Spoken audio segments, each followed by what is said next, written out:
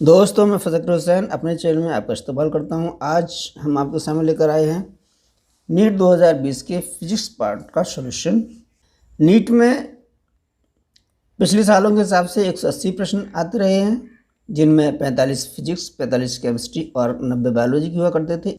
इस साल कोविड-19 को ध्यान में रखते हुए थोड़ा बदलाव किया है कि इस साल जो है 200 क्वेश्चन होंगे, 50 फिजिक्स, 50 केमिस्ट्री और 100 बायोलॉजी की, जिसमें आपको 180 ही प्रश्न सॉल्व करने होंगे। तो ये है पिछली साल यानी 2020 का पेपर और हम आपके सामने रख रहे हैं फिजिक्स पोर्शन का सॉल्यूशन।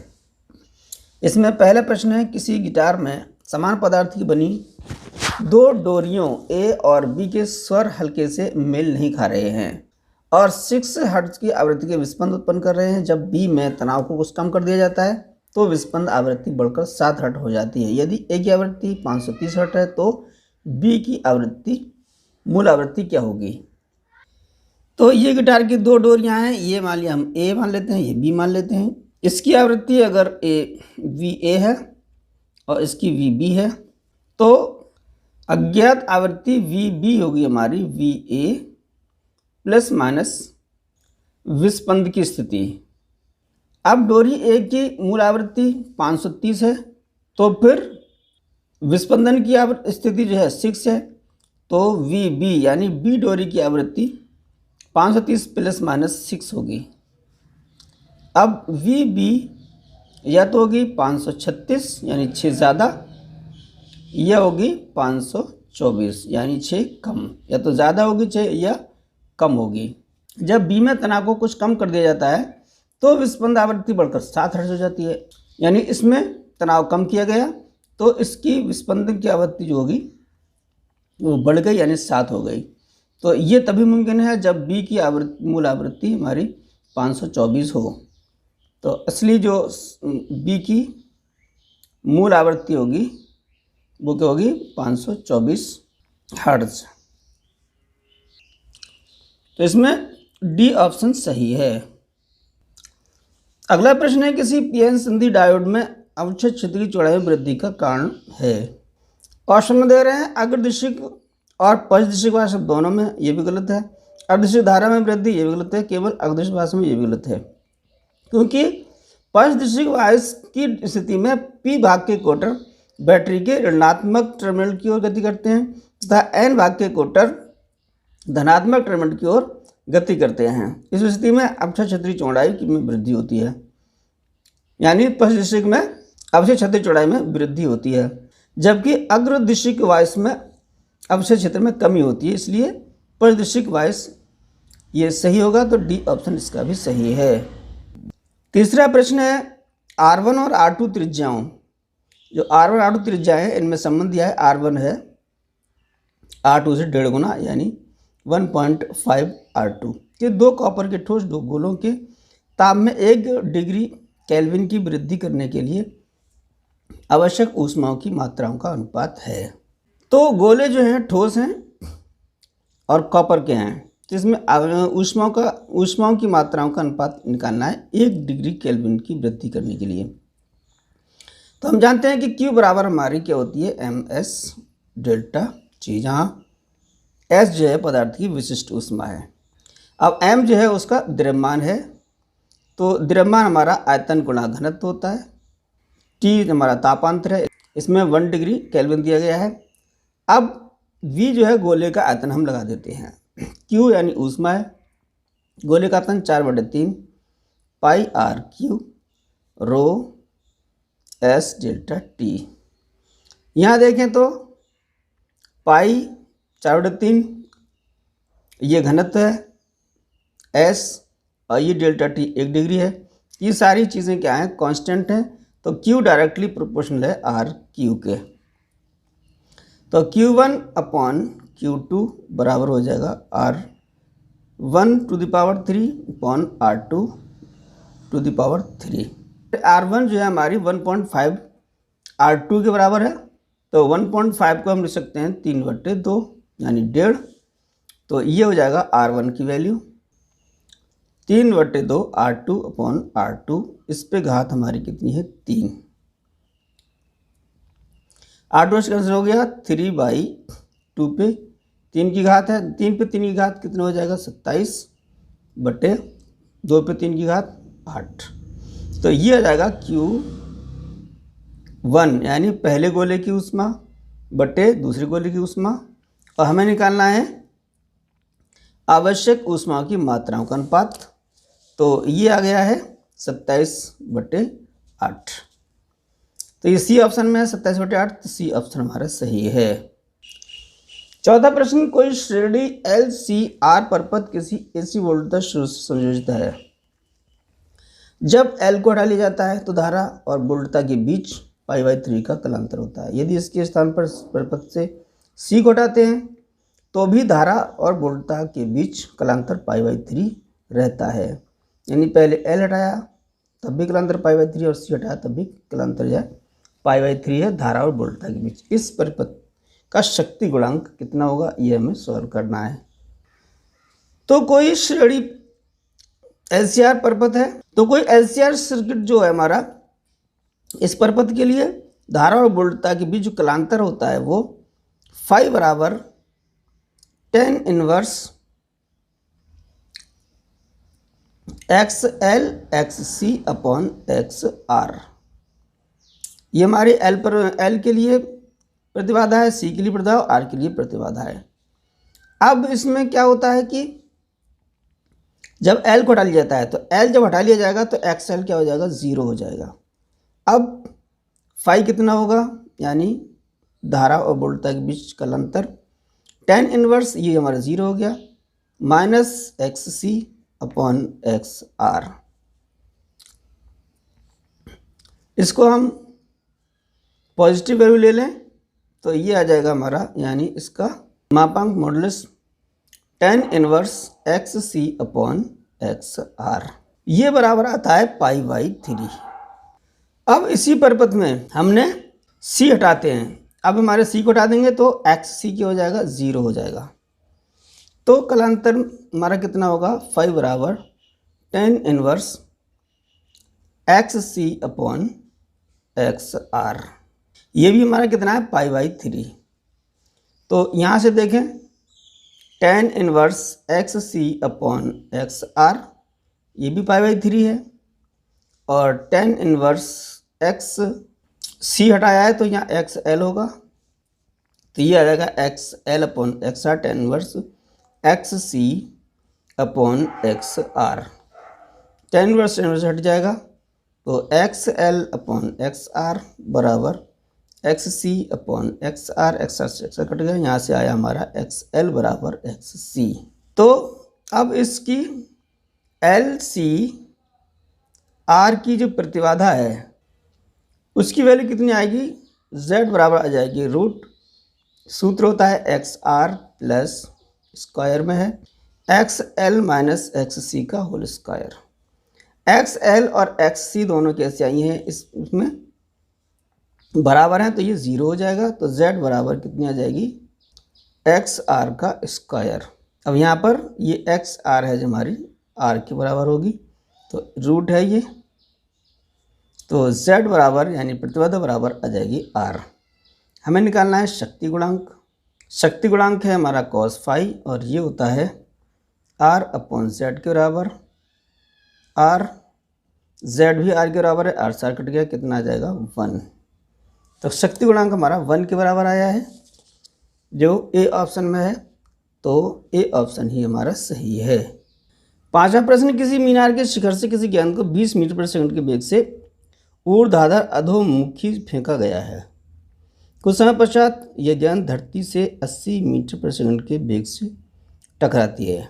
इस मीनार की ऊंचाई कितनी होगी। तो ये हमारी कोई मीनार है, इसकी h मान लेते हैं, ये ऊंचाई निकालना है। इसके ऊपर से फेंका जा रहा है प्रारंभिक वेग u, और यहाँ जो टकराती है वो वेग है हमारा v यानी अंतिम वेग। प्रारंभिक वेग जिस वेग से फेंका जा रहा है तो ये हो जाएगा 20 मीटर पर सेकंड, और जिस वेग से धरती से टकरा, ये धरती है, धरती टकराती है वो अंतिम वेग होगा, ये होगा 80 मीटर पर सेकंड। अब यहाँ से यहाँ तक हमारा g कार्य करेगा और वो सूत्र होता है हमारा v स्क्वायर बराबर u स्क्वायर। नीचे फेंका जा रहा है तो +2GH, ऊपर फेंका जाता है तो -2GH हो जाता है, क्योंकि G की दिशा जो है माइनस में हो जाती है। अब H निकालना है। V की वैल्यू हमारी है 80 स्क्वायर हो जाएगा, ये U है 20, तो 20 स्क्वायर प्लस 2G की वैल्यू 10 और H निकालना है हमें। इसको सॉल्व किया तो H की वैल्यू आ जाएगी 80 का स्क्वायर करेंगे तो 8 64, ये माइनस हो जाएगा, 2 दूनी 4, 400 बटे 10 दूनी 20, ये आ जाएगा 6000 बटे 20। 0 0 कट गया, 2 से डिवाइड कर दिया तो H की वैल्यू आ गई 2 3 6 300 मीटर। तो ये हमारी वैल्यू आ गई है 300 मीटर। इसमें है बी ऑप्शन में, तो बी ऑप्शन हमारा सही है। अगला प्रश्न है, यंग के द्विध्रुवी प्रयोग में यदि कला संबद्ध स्रोतों के बीच का पृथक्कन आधा तथा पर्दे के कला संबद्ध स्रोतों की दूरी को दोगुना कर दिया जाए तो फ्रिंज की चौड़ाई हो जाएगी। तो ये हमारा पर्दा है, पर्दे से झिर्रियों के बीच की दूरी कैपिटल डी और झिर्रियों के दो झिर्रियों के बीच की दूरी अगर डी हो और प्रकाश की तरंगदैर्घ्य लैम्डा हो, तो फिर फ्रिंज की चौड़ाई दी जाती है बीटा बराबर lambda capital D upon small D. अब ये हमारी क्या है, बीटा 1 मान लें, लैम्डा 1, लैम्डा तो एक ही तरह का प्रकाश है, तो D1 D1।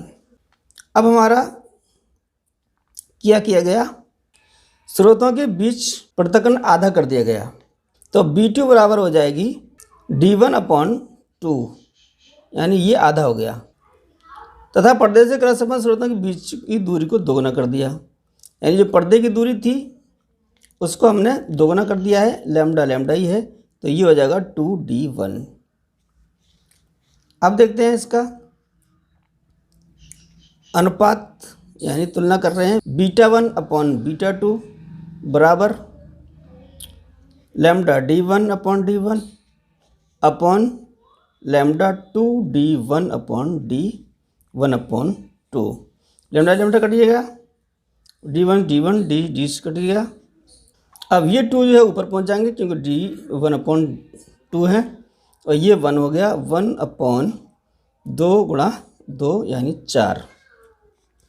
यहाँ से करते हैं B2 बराबर 4B1, बीटा 2 बराबर 4 बीटा 1। यहाँ से देख रहे हैं बीटा 2 है बाद की फ्रिंज चौड़ाई और बीटा 1 है पहले की फ्रिंज चौड़ाई, तो ये बीटा 2 जो है बीटा 1 से 4 गुना हो गई है, तो फ्रिंज चौड़ाई क्या हो जाएगी, 4 गुनी हो जाएगी, तो ए ऑप्शन इसका सही है। ये प्रश्न दिया गया है, नीचे दिया गया कौन सा ग्राफ कॉपर के लिए ताप T के साथ प्रतिरोधक रो के विचरण को निरूपित करता है। तो कॉपर धातु की प्रतिरोधकता ताप की वृद्धि के साथ साथ बढ़ती है, जैसे ताप बढ़ेगा तो प्रतिरोधकता भी हमारी बढ़ेगी, तो ऐसा इसमें से किसी में नहीं है, तो ये है हमारे ए ऑप्शन में कि ये ताप बढ़ रहा है तो ये प्रतिरोधकता भी बढ़ रही है, तो ए ऑप्शन हमारा सही है। 8वां प्रश्न है, 50 सेंटीमीटर लंबी किसी परिनालिका जिसमें 100 फेरे हैं से 2.5 यानी एम्पियर धारा प्रवाहित हो रही है, इस परिनालिका के केंद्र पर चुंबकीय क्षेत्र होगा। तो इसमें जो दिया गया है वो लिख लेते हैं। पहले परिनालिका की लंबाई L दी गई है, 50 सेंटीमीटर है ये, इसको हम मीटर में बदल दें तो 100 से भाग दे देंगे तो ये आ जाएगी 2.5 मीटर। फेरों की संख्या 100 दी गई है तो ये हो जाएंगे 100, और धारा हमारी I 2.5 एम्पियर है। अब ये हमारी परिनालिका है, इस पर तार जो है लिपटा हुआ है, इसके फेरे 100 हैं, इसके इस परिनालिका के केंद्र पर चुंबकीय क्षेत्र कितना होगा अगर इस तार में 2.5 एम्पियर की धारा प्रवाहित की जाती है, तो केंद्र पर कितना चुंबकीय क्षेत्र होगा। तो परिनालिका के केंद्र पर चुंबकीय क्षेत्र B बराबर दिया जाता है μ0 Ni। यहाँ स्मॉल n एकाक लंबाई पर पेड़ों की संख्या है, यहाँ वैल्यू लगा देते हैं। म्यू बराबर दिया है 4 पाई इंटू 10⁻⁻⁷, n 100 फेरे हैं कितनी लंबाई पर, 0.5 मीटर की लंबाई पर। आई 2.5 दिया गया है। यहाँ एक के बाद दशमलव ये, एक के बाद दशमलव हट जाएगा, 5 25 ये हो जाएगा। 5 से गुणा कर दें, 5 चौक 20 और 100 गुणा किया 2000। पाई की वैल्यू 3.14 लगभग 10⁻7 माइनस की। इससे मल्टीप्लाई कर देंगे, 0 0 0, 2 चाको 8, 2 एकम 2, 2 तिया 6, 1 2 के बाद दशमलव यहाँ आ गया, 10⁻7। इसको दशमलव हटा दे, 1 2 3 अंक इधर हटा दिया, 6.28, 10⁻3 अंक बाईं तरफ हटाए तो 3 इसमें जुड़ जाएंगे, तो ये हो जाएगा -4। +3 करें तो -4 बचेंगे। तो यही हमारा क्या होगा, चुंबकीय क्षेत्र केंद्र पर, पेंडुलम के केंद्र पर चुंबकीय क्षेत्र 6.28 गुणा 10⁻4 टेस्ला। तो 6.28 - 4 ये है सी ऑप्शन में, तो सी ऑप्शन हमारा सही है। अगला प्रश्न है, दहली आवृत्ति की 1.5 गुनी आवृत्ति का प्रकाश सुग्राही पदार्थ पर आपतन करता है। यदि प्रकाश की आवृत्ति आधी तथा उसकी तीव्रता 2 गुनी कर दी जाए तो प्रकाश विद्युत धारा कितनी होगी।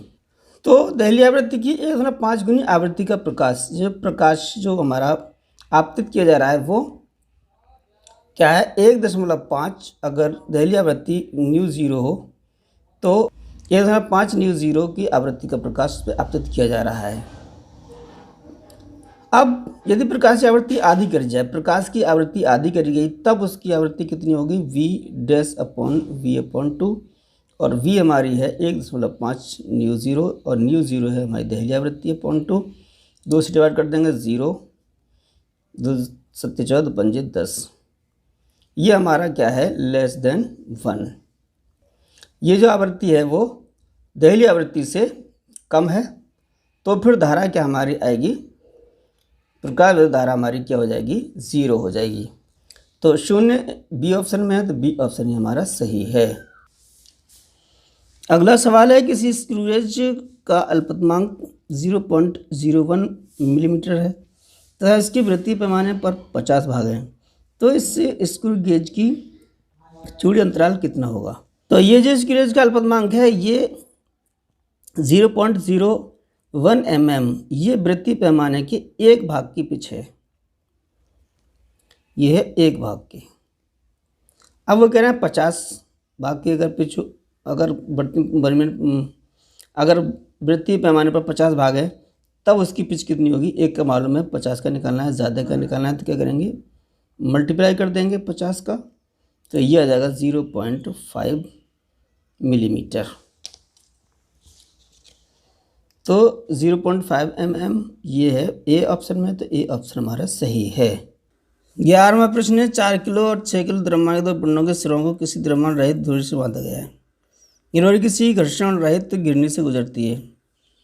गुरुत्वीय त्वरण जी के पदों में इस निकाय का त्वरण कितना होगा।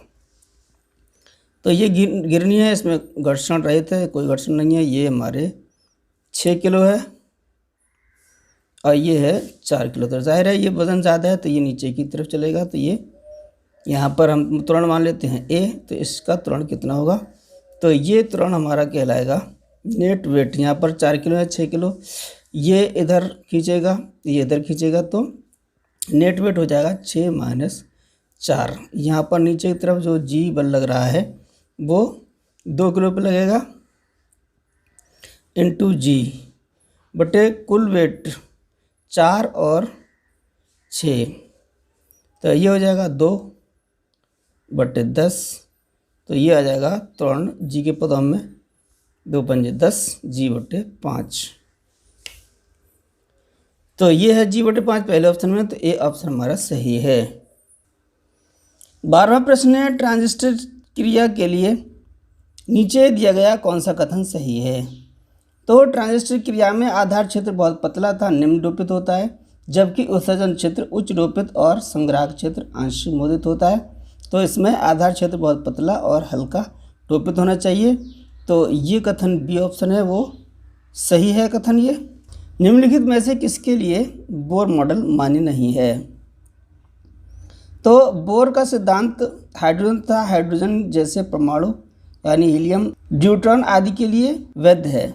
अतः यह एकल आयनित नियमन परमाणु Ne+ के लिए वैध नहीं है।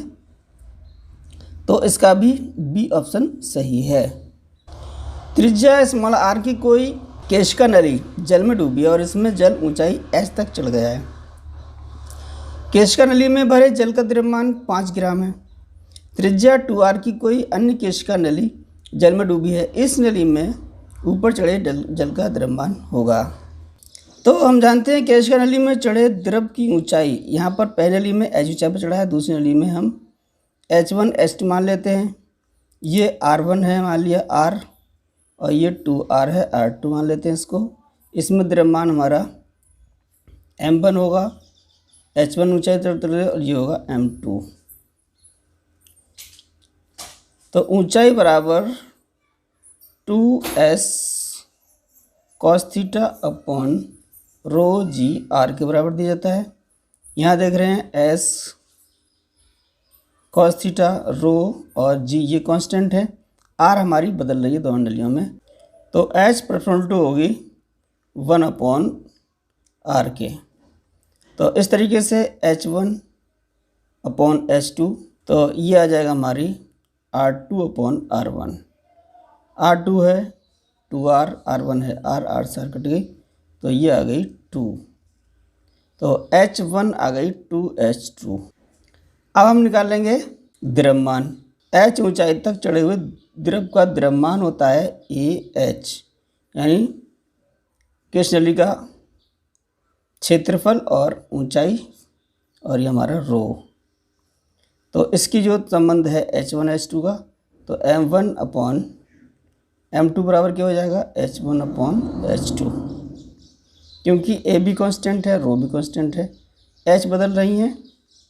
तो h1/h2 है 2, तो m1 बराबर हो जाएगा 2m2, और m2 निकालना है हमें। तो m2 बराबर हो जाएगा 1/2 m1। 1/2 m कितना है 5 ग्राम है, 2 से डिवाइड कर देंगे तो 2.5 ग्राम ये होगा दूसरी नली में चढ़े हुए जल का द्रव्यमान। 2.5 ग्राम, सी ऑप्शन इसका सही है। 15वां प्रश्न, किसी विद्युत चुंबकीय तरंग में चुंबकीय क्षेत्र और विद्युत क्षेत्र के घटकों की तीव्रताओं के योगदानों का अनुपात होता है। सी जहां विद्युत चुंबकीय तरंगों का वेग है। तो विद्युत चुंबकीय तरंग में चुंबकीय क्षेत्र और विद्युत क्षेत्र की दिशाएं अलग होती है, लेकिन मैग्नीट्यूड समान होता है। तो इन दोनों का ही अनुपात 1:1 होगा। तो डी ऑप्शन इसका सही है।